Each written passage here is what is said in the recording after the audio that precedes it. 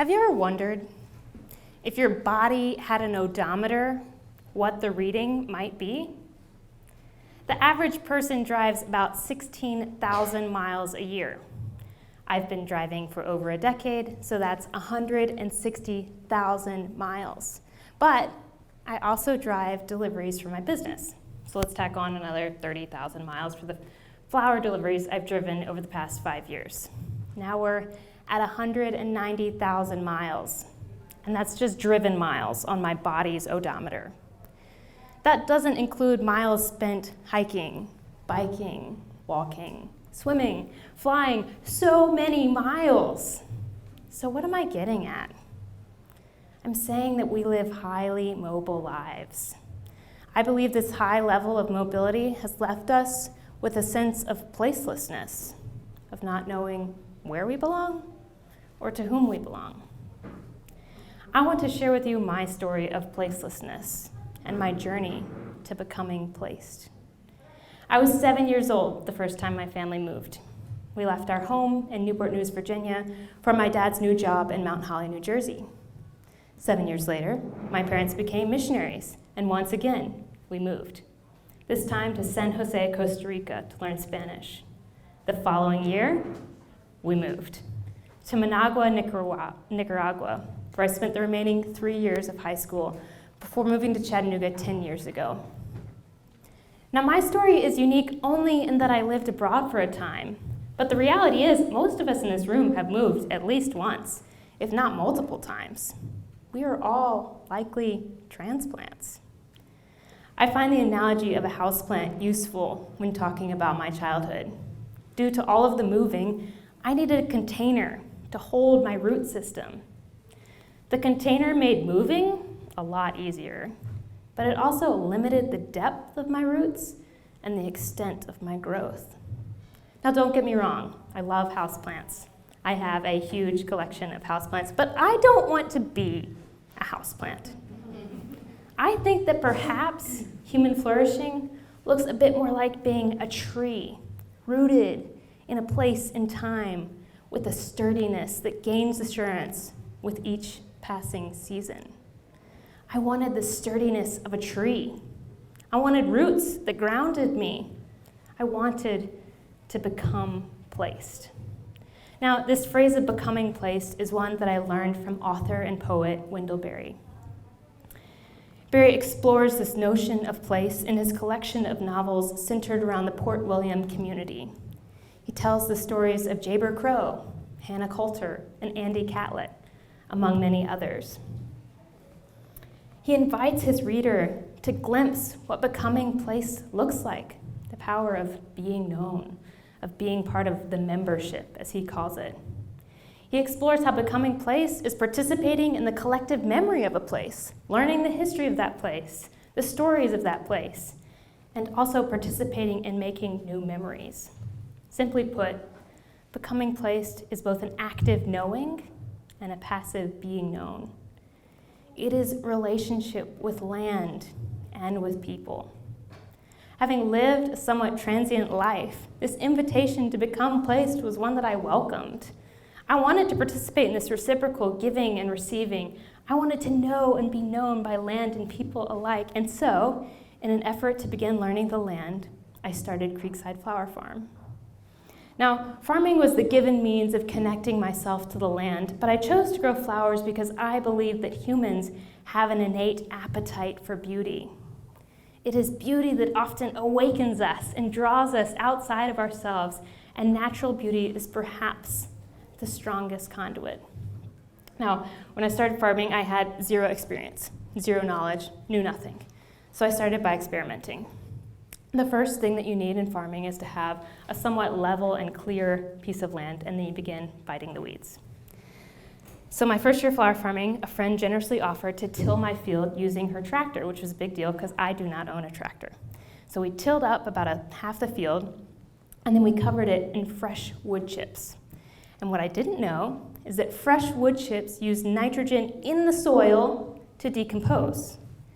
Now, if you know anything about growing anything, nitrogen is like the key ingredient.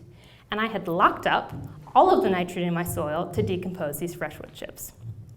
So when it came time to go plant my seedlings out in my field, I pulled back those fresh wood chips. I put some handfuls of compost down, and then I planted my seedlings.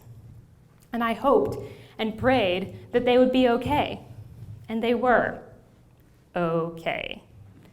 My first year, my snapdragon stems were short and thin and yellowing. And these are all telltale signs of nitrogen deficiencies. The following year, I pivoted. I raked all of those wood chips off of my field. Again, no tractor, did this by hand, allowing them to decompose elsewhere. I went and got a soil test from the Extension Agency, and I began to rebuild my soil using organic amendments and dump truck loads of nitrogen-rich compost. Slowly, as I tended the land, caring for it, giving it nutrients, I saw that it responded in kind with stronger and more robust plants. This past spring, after years of caring for this small plot of land, my snapdragon stems, which were previously short and thin and yellowing, were now 3.5 feet tall with 1/4-inch stems. They were enormous and beautiful. As nutty as it may sound, I have found myself in a relationship with this small plot of land in Flintstone, Georgia. I tend the land, caring for it, giving it nutrients, and in return, I am daily delighted. Whether it is the highlighter pink stripes on the Babylon bronze dahlias, or the pink sprinkle-like confetti on the black night scabiosa, or, best of all, the germination of a brown speck-like seed into a green shoot, daily I am delighted and filled with wonder by simply paying attention. In his book, The Unsettling of America, Wendell Berry offers this beautiful and haunting description of the vivacity of soil. He says, "The soil is the great connector of lives. It is the source and destination of all. It is the healer and restorer and resurrector, by which disease passes into health, age into youth, and death into life. Without proper care for it, we can have no community, because without proper care for it, we can have no life." End quote. The soil is powerful. It gives us everything that we have. It matters how I care for my small plot of land in Flintstone, Georgia, because it's a reflection of the way that I care for the people around me. Becoming placed isn't just about learning the land, it's also about learning the people with whom you share the land. And there's so many parallels between learning land and learning people. Both need questions and curiosity to learn. Both involve a great deal of time, effort, and patience. I met Bob in 2016 during the grueling process of writing a business plan. Having way more knowledge, business experience than he let on, he offered to read my business plan and give me some feedback. At our first meeting, he spent 2 hours flipping through each page of my business plan, asking challenging and insightful questions. He wanted to know things like how I plan to scale Creekside Flower Farm, what my profit and loss would be over the first 3 years, and how I plan to advertise and market, among so many other things. And truthfully, I was completely overwhelmed. I did not have the answers to these questions, and I didn't have the resources to find them. And so Bob connected me with Andrea, and Andrea is a marketing whiz, and Andrea advised me to reach out to all of the local news outlets to share the story of Creekside Flower Farm, to share my story. And so that's what I did. Jane wrote a story about me in the Lookout Mountain Mirror. John shared a press release through the Chattanoogan, and Nicole wrote a series of articles about local flower farmers in a Cityscope magazine article. Each of these people was a new point of connection for me, and slowly a network of people began to form that cared about me and my farm.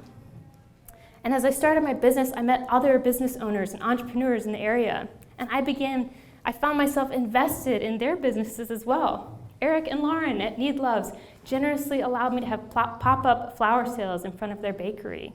Cindy at the Lookout Mountain Escape Spa allowed me to use her location as a flower subscription pickup location. And Adam at the Chattanooga Choo Choo sold me Track 29's old beer cooler, which I have since converted into a flower cooler. Again, These are all small points of connection, but each of them is an opening, an opportunity to ask questions, to be curious, to learn how that person's life is woven into the fabric of Chattanooga.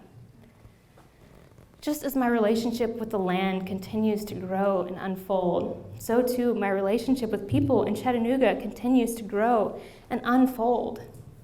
Becoming place takes time. Roots don't form overnight. 10 years in Chattanooga is a long time. It's the longest I've lived anywhere. And I can say with some sureness that I belong to this place. It is in me, and I am in it. Now, I want to be clear about a few things here. First of all, I'm not saying that you have to start a farm or a business or be a homebody or a gardener to become placed. I'm not even saying don't move or travel or explore. What I am saying is pay attention, be present, look and see. Notice the unique way the fog settles into the Chattanooga Valley, locked in at times by the surrounding mountains. Learn to identify the eastern redbud that offers one of the first glimpses of spring. Whenever possible, use the names of the mountains: Sand, Signal, Raccoon. Use the names of trees: Hemlock, Juniper, Ginkgo. Use the names of people: Frank, Lauren, Sandy. Names are a powerful form of connection. To be able to name the goldenrod that blooms in the fall is to give it a space in your memory, a place to revisit and to share. In her poem entitled Instructions for Living a Life, Mary Oliver prescribes the following. 1, pay attention. 2, be astonished. And 3, tell about it. It is in the instructions, it is in living out these instructions that one can become placed. Now, I want to share a story with you of a time when these instructions rang true for me. It was my first year flower farming, and I decided to make Christmas wreaths in the winter. As you might have seen earlier, I make Christmas wreaths.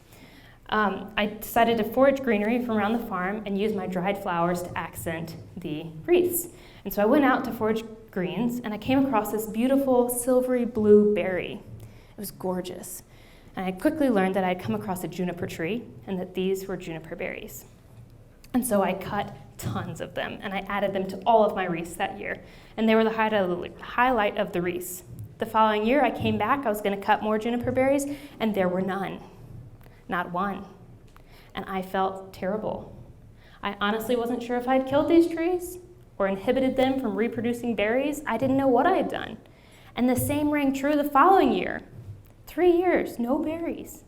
And then one day I was out in my field working, it was spring, and I looked up, and there on the corner of my field was one of those juniper berries, and it was shimmering. It had this like green silver color about it. And I was curious, so I went to check it out, and there, sure enough, these new small juniper berries were beginning to form. And I was so relieved. They were greens, they hadn't matured yet. Normally they turn blue when they mature. But I realized I hadn't killed these trees, but I was also so confused. Like, why now? Why not the year before or the year before that? You know, it would have been nice. And so I took to Google, and I had searched life cycle of a juniper tree. And I learned that juniper trees take 2 to 3 years to produce mature blue juniper berries. I had gotten lucky that first year seeing those juniper berries. But if I hadn't stuck around for 2 to 3 years, I might not have ever seen a juniper tree or known what a juniper berry was. Now, this story took some time to tell. That was intentional. It takes time to see, to pay attention. It took 3 years from the first time I saw a juniper berry to the second flush. We have to give ourselves to looking if we ever want to see. We have to pay attention if we want to become placed. This past August, I drove up to St. Louis to help my brother move into his new apartment. And as I was driving into St. Louis, I passed by the Gateway Arch. It's like 600 feet tall. It's enormous. You can't miss it. And it is the marking feature of St. Louis. Everybody that goes, did you go to the Gateway Arch? And so I was driving by the Gateway Arch and I thought, what is Chattanooga's marking feature? What is our Gateway Arch? Is it the Chattanooga Choo Choo? Is it Ruby Falls? Is it the Tennessee Aquarium? Yes, it is all of those things. But what, or better yet, who, is Chattanooga to me? What have I seen? What have I paid attention to? What collective memories have I learned? I wrote this ode in an attempt to answer that question, and I want to share it with you now as I close. I found you in the folds, between the moccasin snake-like bend and the mountain-made valleys. There, beside trickling train tracks and industrial-sized buildings. Your fixtures are fickle, changing faster than memory can recall. A grassy wildflower patch emerges from what was once Rico's Monuments in St. Elmo. An emergency vet clinic now stands where Long John Silver's once stood. An abandoned YMCA, now this beautiful space known as the Common House. It wasn't your crimps or cruxes that called, but rather the bird-filled trees that once stood in Miller Park. It wasn't your glass-fed gigabyte speed, but rather the flagging flower man Sandy.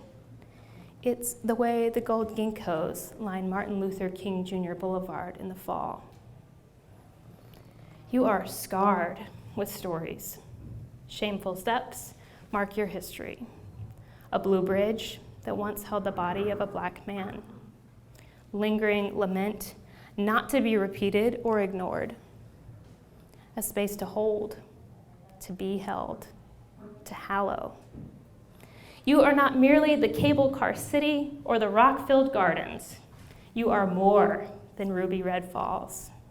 You are endless invitations.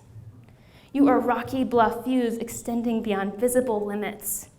You are inverted cloud coverage lying like a comforter on the valley. From Craven's house to Signal Point to the cemetery in Highland Park, you offer spaciousness to body and mind alike. You are young and malleable. You are brimming with innovation and expectation. You are the Chattanooga Football Club. You are Maine by 24. You are the fountain in Coolidge. You are infused with life. You are a sanctuary. You are a place to breathe deeply.